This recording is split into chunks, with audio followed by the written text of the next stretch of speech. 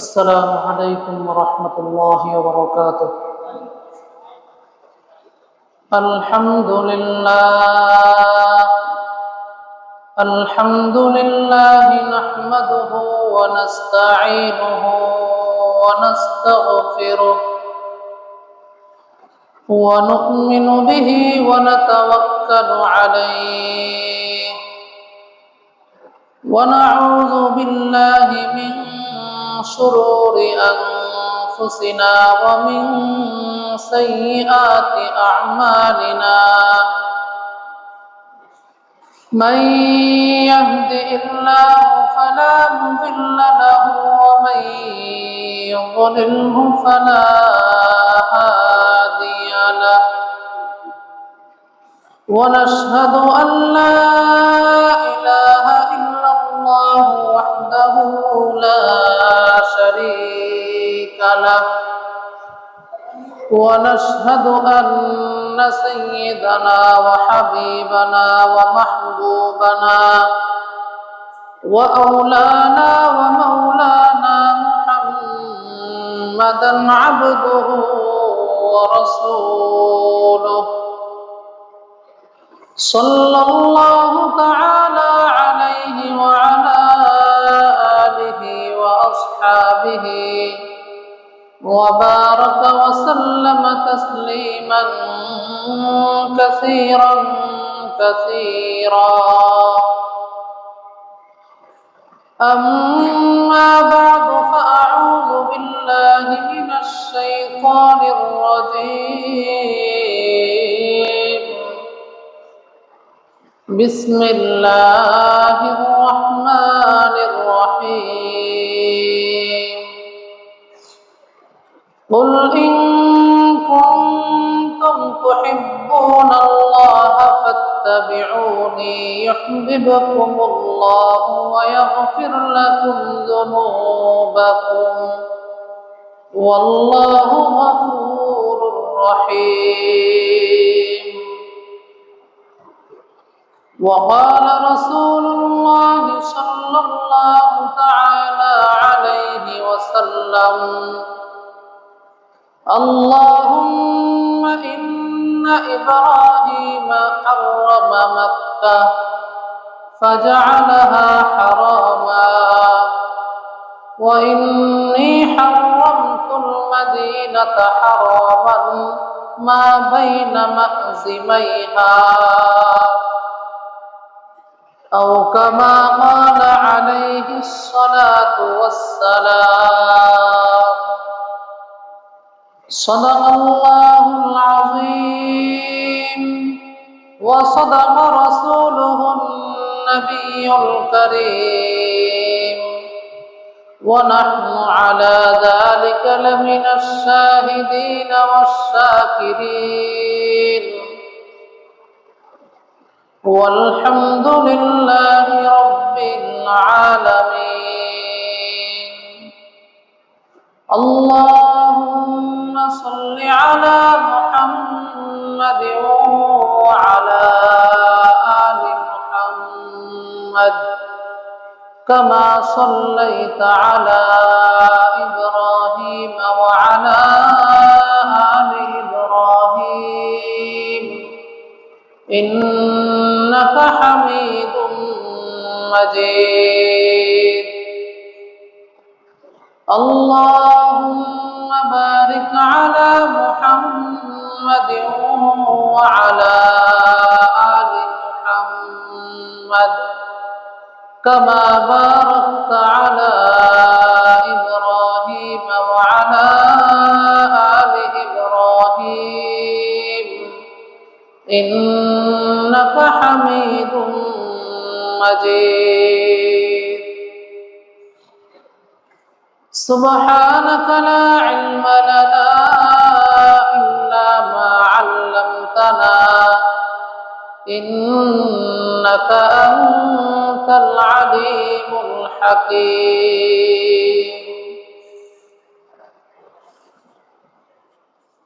মহান আল্লাহ পাক রব্বুল আলামিনের দরবারে অসংখ্য অগণিত শুকরিয়া জ্ঞাপন করছি এজন্য যে আল্লাহ রব্বুল ইজ্জত আমাকে আপনাকে দয়া করে মায়া করে মহব্বত করে সুস্থ রেখে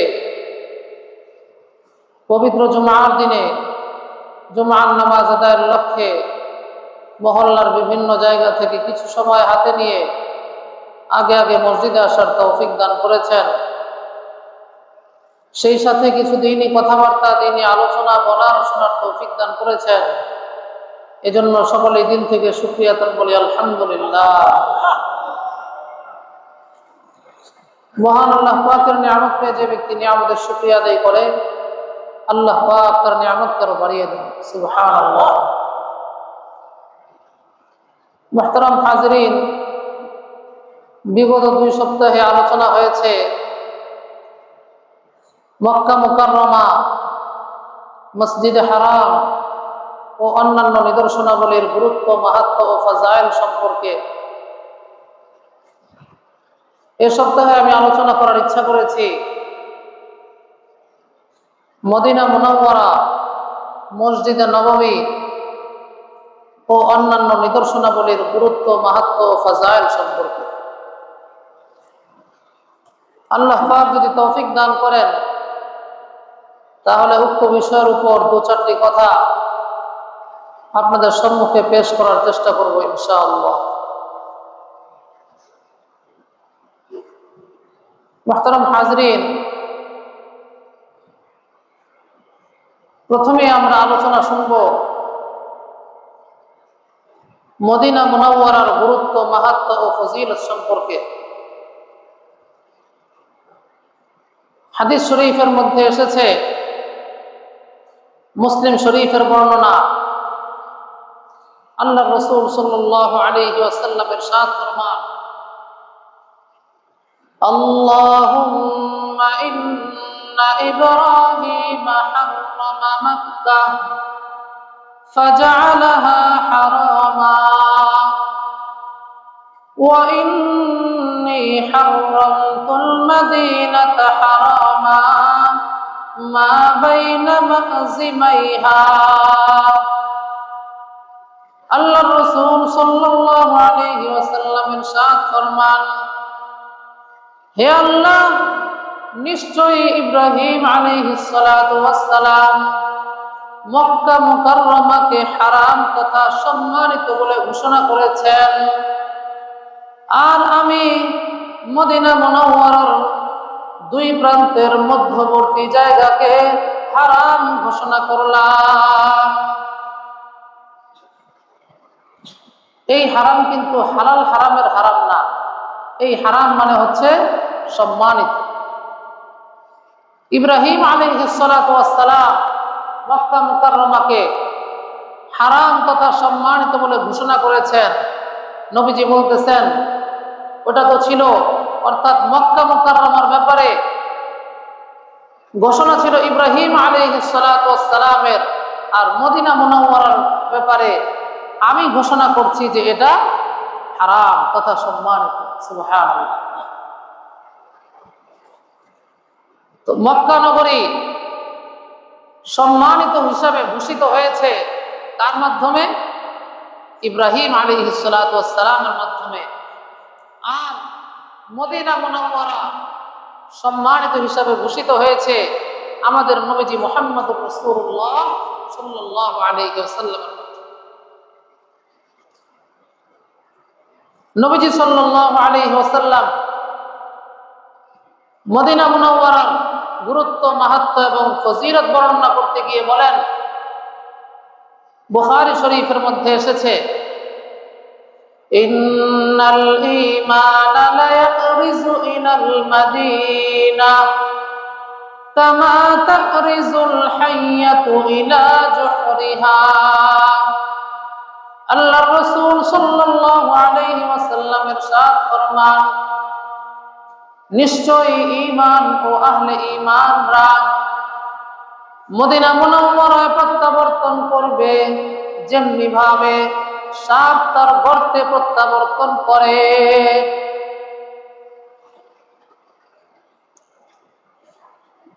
এই হাদিসের এক বিশেষত্ব রয়েছে।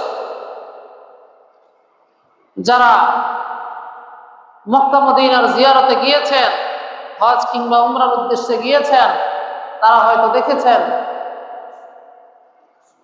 নবীজি সাল্লাল্লাহু আলাইহি ওয়াসাল্লামের রওজায়ে আতহারে সালাম পেশ করতে যাওয়ার সময় যে পথ দিয়ে যেতে হয়, সেখান দিয়ে যাওয়ার সময় হাতের বামে উপরের দিকে লক্ষ্য করলে দেখা যায় এক জায়গায় এই হাদিসটি লেখা আছে। সুবহানাল্লাহ।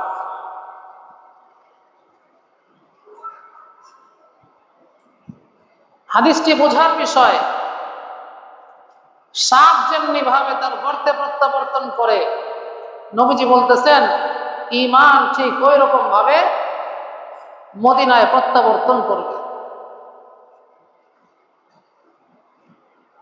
এই কথার অর্থ কি?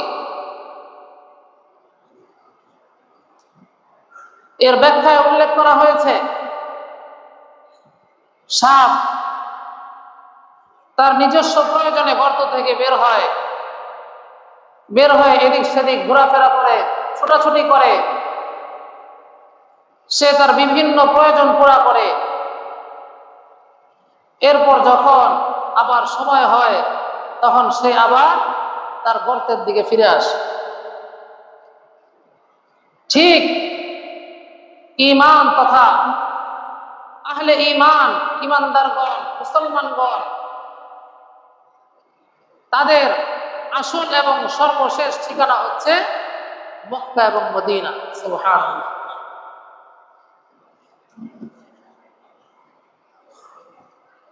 মুমিনদের মক্কা মদিনায় ফিরতেই হবে, আসতেই হবে, যেতেই হবে। তাদের আশ্রয়স্থল মক্কা এবং মদিনা।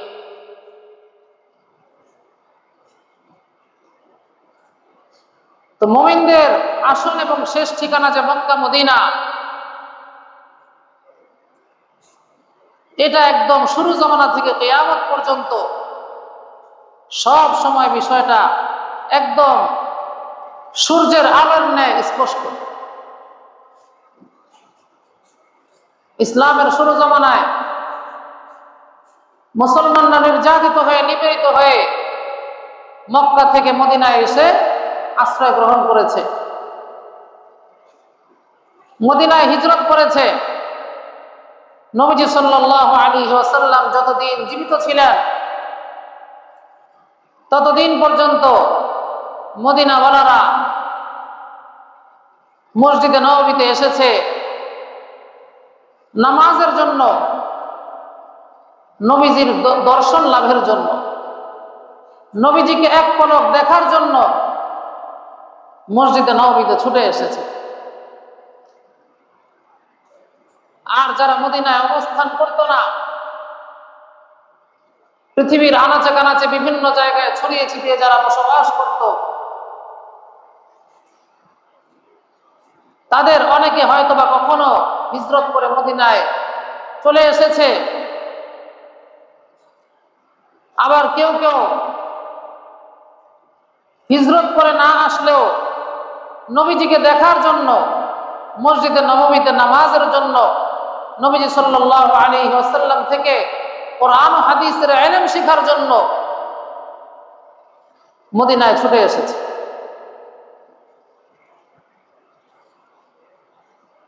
নবীজি সাল্লাল্লাহু আলাইহি ওয়াসাল্লামের যখন ইন্তেকাল হয়ে গেছে,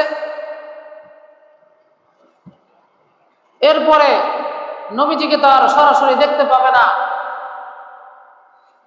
তো তখন থেকে নিয়ে শুরু করে অদ্যাবধি এবং কিয়ামত পর্যন্ত সময়ের জন্য মুমিনরা মদিনায় যায় নবীজি সাল্লাল্লাহু আলাইহি ওয়াসাল্লামের রওজা ধারে সালাম পেশ করার জন্য। কথা বলেন ঠিক কিনা? তো মক্কা এবং মদিনা এই দুটি জনপদ মুসলমানদের জন্য মার্কাজ, কেন্দ্র। হিজরতের ধারা এখনো হয়তোবা চালু আছে, এখনো হয়তোবা অনেকের পক্ষে সম্ভব হলে হিজরত করে মদিনায় চলে যাবে। আমার মন তো বলে যদি আমার পক্ষে সম্ভব হতো তাহলে আমিও সপরিবারে হিজরত করে মদিনায় চলে যেতাম।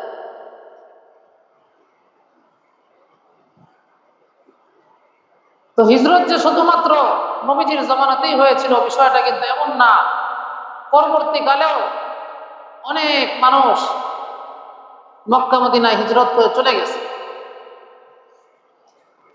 এখনো হয়তো কারো পক্ষে সম্ভব হলে যায়, আর একেবারে পার্মানেন্টলি যাওয়া সম্ভব না হলেও যাদের তৌফিক রয়েছে, যাদের সাধ্য সামর্থ্য রয়েছে, তারা তো মক্কা মদিনায় মসজিদে হারামে, মসজিদে নববীতে নামাজ আদায়ের জন্য, ইবাদত বন্দেগী করার জন্য, নবীজি সাল্লাল্লাহু আলাইহি ওয়াসাল্লামের রওজার ধারে সালাম পেশ করার জন্য মদিনায় গমন করে। কথা বলেন ঠিক কিনা? তো এক কথায় ইমানদার মুসলমান পৃথিবীর যে প্রান্তেই বসবাস করুক না কেন,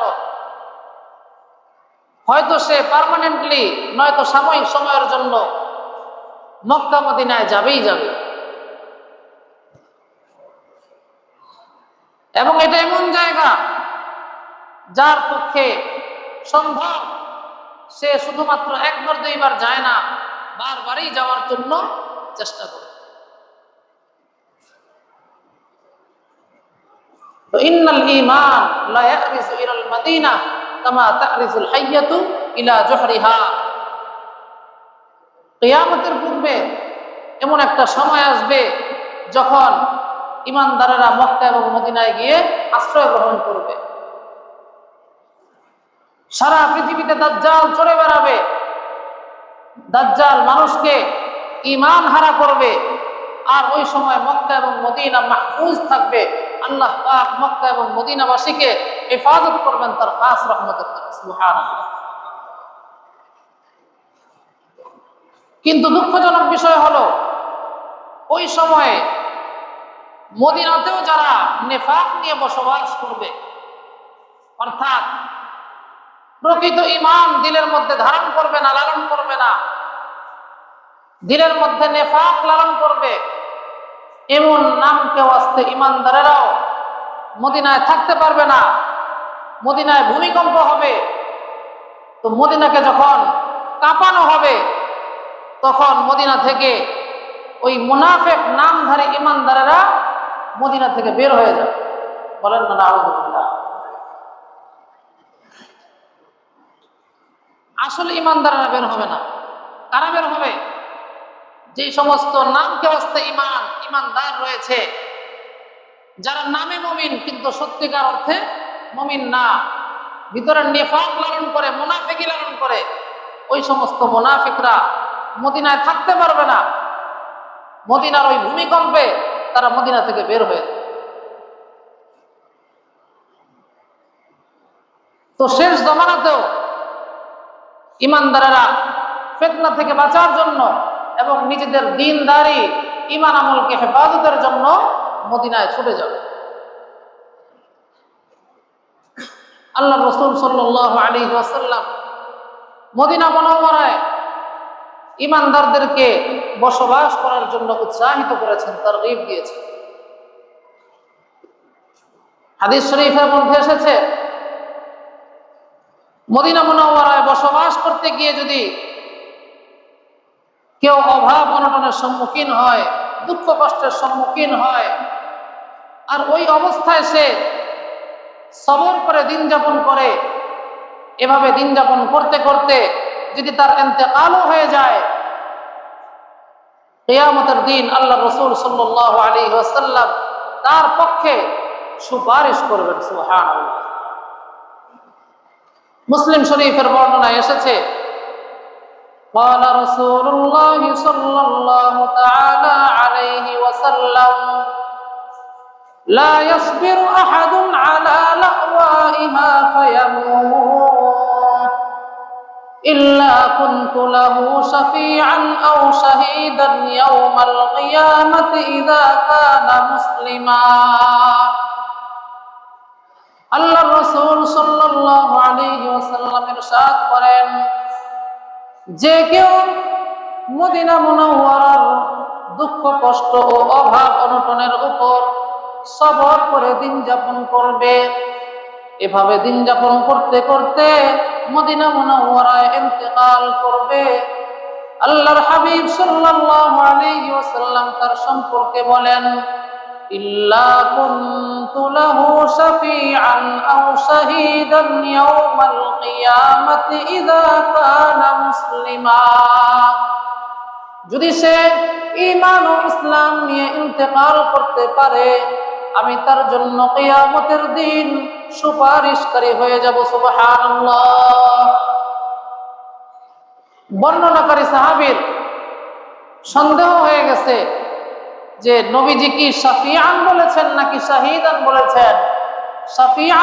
শাফিআন বলুক আর শাহীদান বলুক, যেটাই বলুক, কোনটার অর্থই খারাপ না।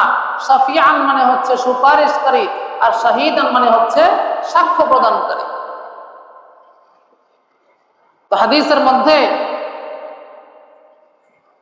বর্ণনা করতে গিয়ে বর্ণনাকারী সাহাবীর সন্দেহ হয়ে গেছে, এজন্য তিনি ওইভাবেই বর্ণনা করছেন হাদিসটা, যে হয়তো নবীজি শাফিআন বলেছেন, নয়তো শাহীদান বলেছেন।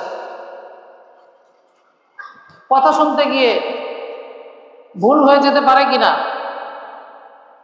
অনেক সময় বলনেওয়ালা বলতেছে, কিন্তু আমি শুননেওয়ালা ঠিক মতো শুনতে পারি নাই, আরে কি যেন বললো,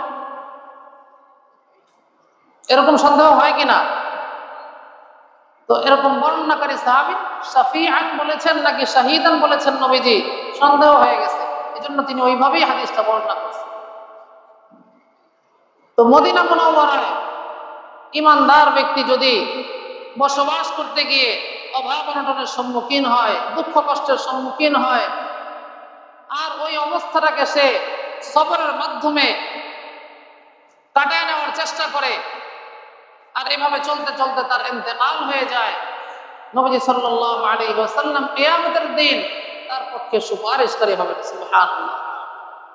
তো নবীজি সুপারিশকারী হলে তার জন্য আর কোনো টেনশন আছে?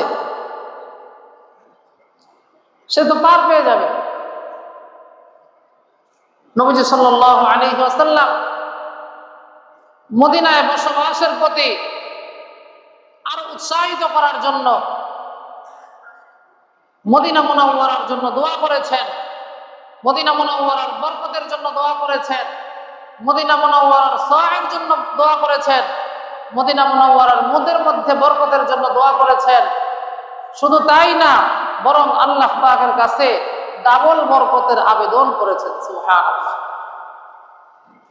মুসলিম শরীফের মধ্যে এসেছে, আল্লাহর রাসূল সাল্লাল্লাহু আলাইহি ওয়াসাল্লাম ইরশাদ ফরমান, আল্লাহুম্মা বারিক লানা ফি মাদিনাতিনা, আল্লাহুম্মা বারিক লানা ফি সাইনা,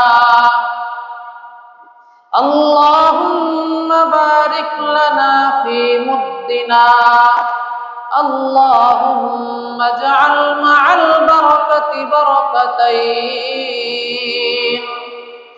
আল্লাহর হাবিব সাল্লাল্লাহু আলাইহি ওয়াসাল্লাম আল্লাহ রাব্বুল ইজ্জতের নিকট বরকতের দোয়া করে এইভাবে আবেদন জানান, হে আল্লাহ, আপনি আমাদের মদিনায় বরকত দান করুন, আপনি আমাদের সওয়াবের মধ্যে বরকত দান করুন, হে আল্লাহ, আপনি আমাদের মুদের মধ্যে বরকত দান করুন, হে আল্লাহ, আপনি আমাদেরকে দ্বিগুণ বরকত দান করুন। অনেকের মধ্যে প্রশ্ন আসতে পারে, হুজুর, মদিনায় বরকতের দোয়া করেছেন, এটা তো বুঝলাম, নবীজি ডাবল দ্বিগুণ বরকতের জন্য দোয়া করেছেন, এটাও বুঝলাম, কিন্তু মাঝখানে যে সওয়াব এবং মুদের মধ্যে বরকত দান করেন এই বলে নবীজি দোয়া করলেন, সওয়াব কি জিনিস আর মুদ কি জিনিস?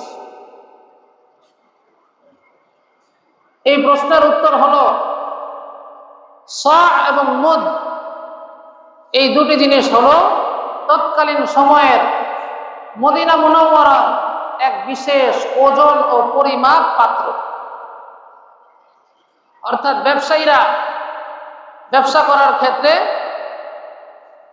ওজন দিয়ে, ওজনদার দিয়ে, দাঁড়িপাল্লা দিয়ে ওজন করতে হয়, পরিমাপ যন্ত্র দিয়ে ওজন করতে হয়, ধান, চাল, ডাল, গম ইত্যাদি আবার তেল কিন্তু আমরা পরিমাপ যন্ত্র দিয়ে পরিমাপ করে থাকি, 1 লিটার, 2 লিটার, হাফ লিটার। তো ওই সময়ের মদিনা মুনাওয়ারার এক বিশেষ ওজন ও পরিমাপ পাত্র ছিল স' এবং মুদ।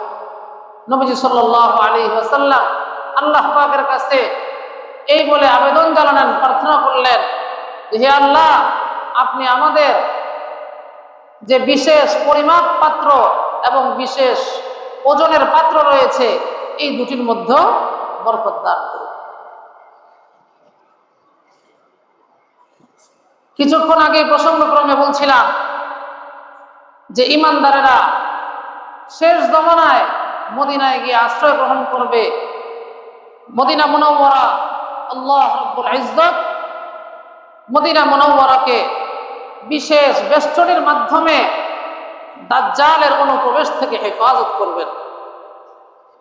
এই সম্পর্কে হাদিস শরীফের মধ্যে এসেছে, মুসলিম শরীফের বর্ণনা, قال رسول الله صلى الله تعالى عليه وسلم على أنقاب المدينة ملائكة لا يدخلها الطاعون ولا الدجال।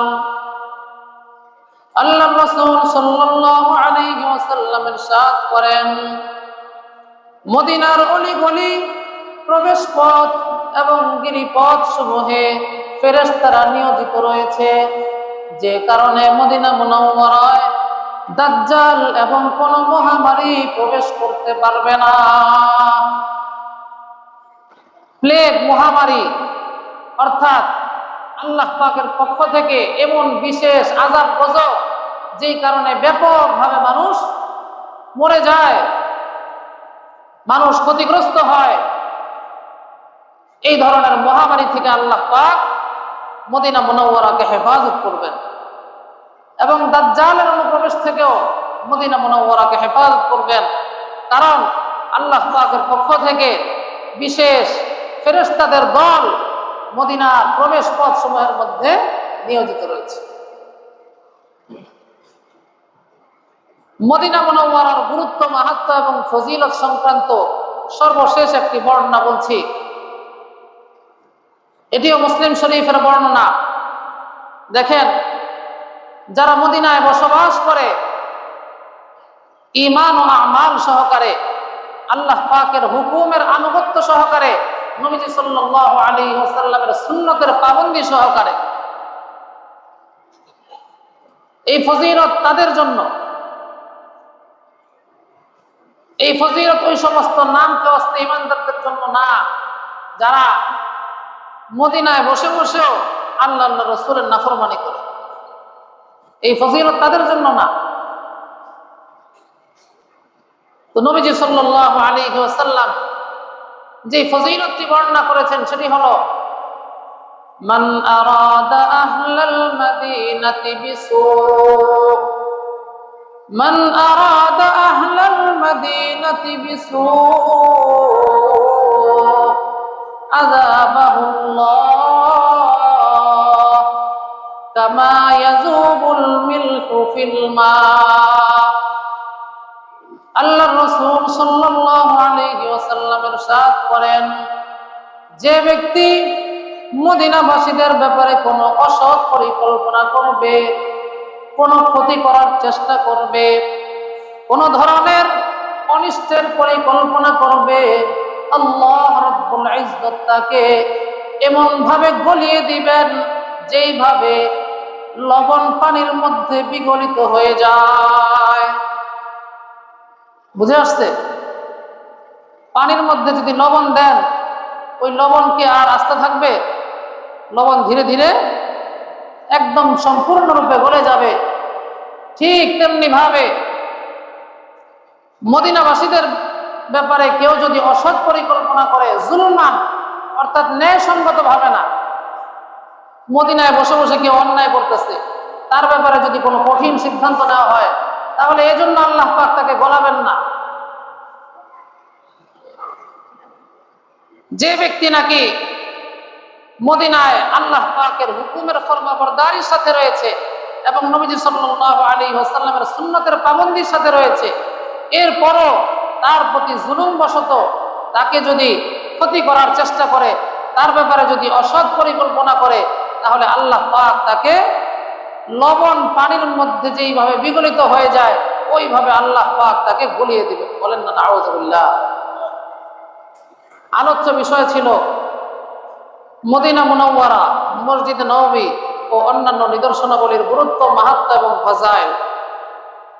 এই পুরো আলোচ্য বিষয়ের মধ্যে তিনটা ভাগ।